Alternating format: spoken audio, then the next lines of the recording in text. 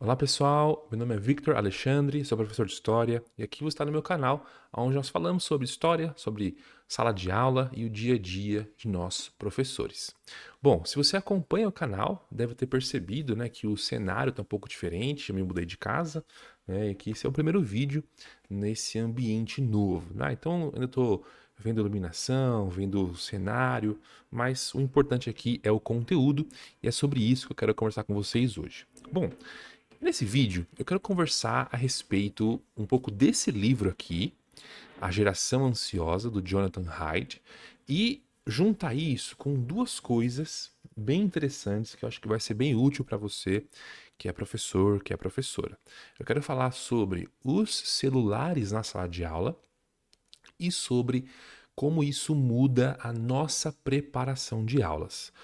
Aqui no canal já tem um vídeo onde eu ensino, dou algumas dicas de como você pode preparar aulas melhores, de como você pode aí usar seu repertório para melhorar a sua prática em sala de aula. Bom, vamos no começo.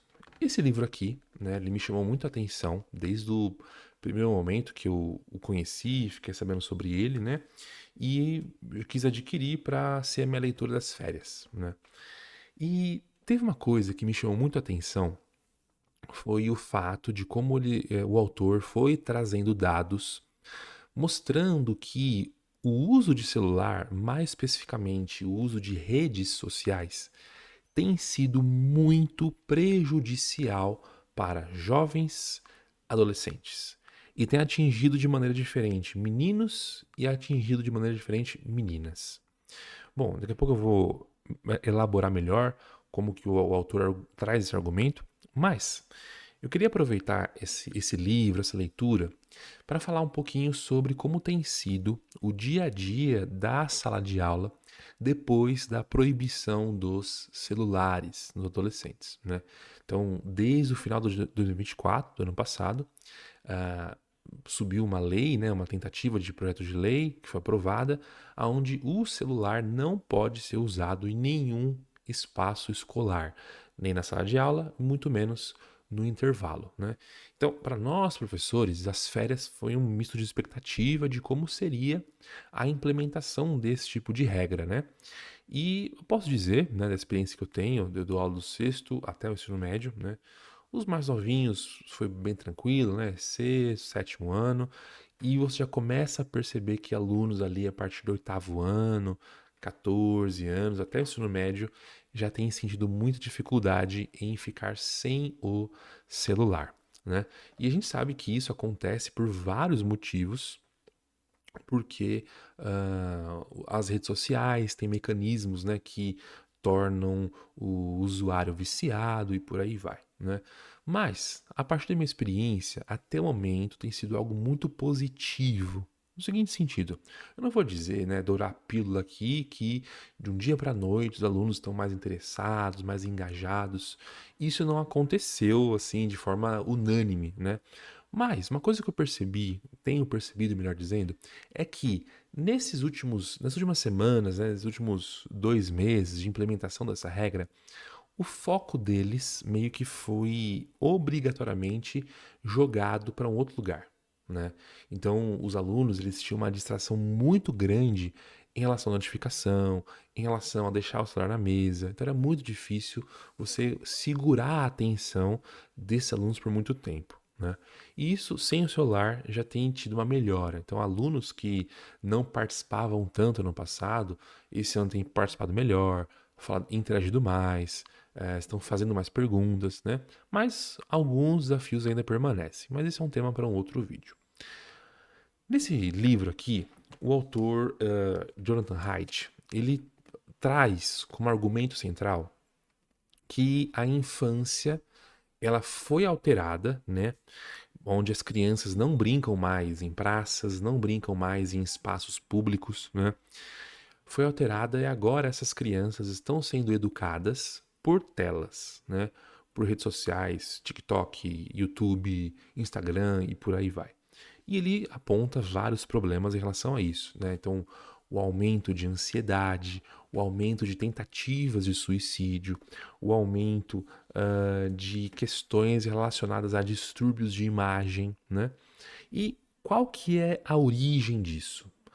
A origem, de acordo com dados que esse autor traz, e ele usa muitos gráficos para isso, deixa eu até ver se eu consigo mostrar para vocês como que é o tipo de gráfico que ele traz e está recheado no livro inteiro. Então, por exemplo, aqui, ó, aqui você tem um gráfico onde ele vai trazendo aqui as referências e tal. Então, todo o livro é baseado nesse tipo de dado a partir de pesquisas. E qual que é o ponto de origem desses problemas? O ano de 2010. Mais especificamente ali, se você for puxar um pouco antes, 2007, com a invenção do iPhone. E por que ele mostra isso? Quando o iPhone foi criado, né, em 2007, foi a primeira vez que se tornou possível trazer a internet para dentro do seu bolso. Porque se você nasceu nos anos 90, né, você sabe que para a gente acessar a internet, para a gente entrar na internet, a gente precisava, né, usar de noite, a gente precisava ir para lan house ou usar o computador que era compartilhado da casa inteira, né, ficava na sala de estar e por aí vai.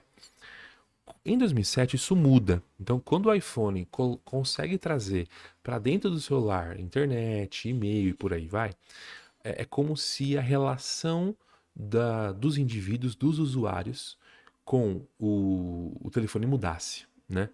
E isso se agrava em 2010 com a criação das redes sociais.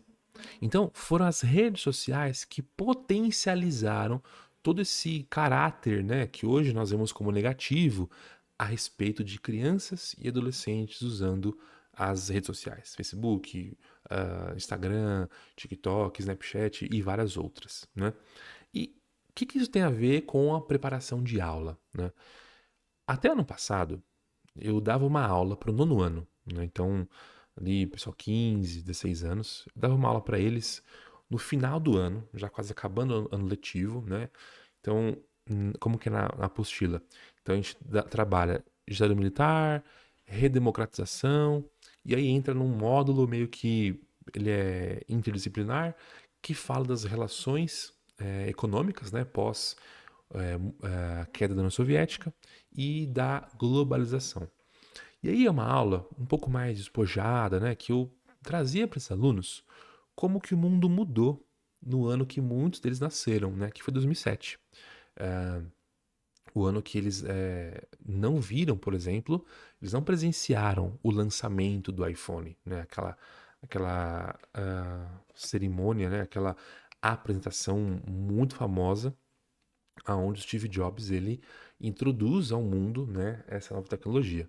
Então, até no passado, era uma aula muito legal, né, onde eu mostrava para eles que o ano nunca mais foi o mesmo a partir de 2007, porque é uma tecnologia inovadora e por aí vai. Só que, a partir dessa leitura, a partir dos gráficos que estão contidos aqui, nos dados, para mim foi provado por A mais B que, olhando em retrospecto, olhando, né, num cenário um pouco mais amplo, essa invenção, essa tecnologia, e em seguida as redes sociais, aplicadas aos jovens, aplicadas aos adolescentes, tem trazido mais malefícios do que benefícios. Então, o autor ele conseguiu, a partir desses dados de vários países, né, de milhares de adolescentes e de jovens, fizeram pesquisas, entrevistas, ele percebeu, por exemplo, que para as meninas existe um ponto muito negativo que é em relação a como elas se veem, a comparação, né? Isso gerou distúrbios alimentares, distúrbios psicológicos, né?